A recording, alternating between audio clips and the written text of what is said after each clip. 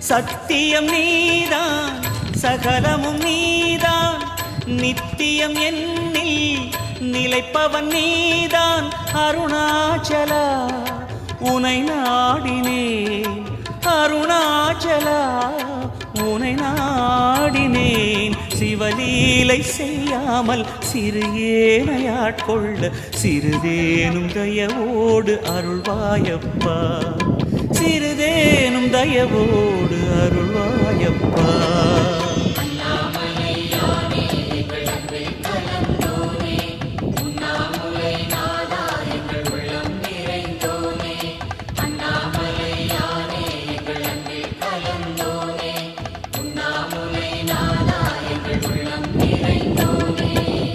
சிவமயமாக தெரிகிறதே சிந்தையில் சிவயோகம் வருகிறதே.